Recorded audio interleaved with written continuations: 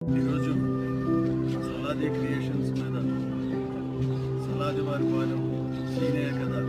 అనే మొదటి cinema photo shot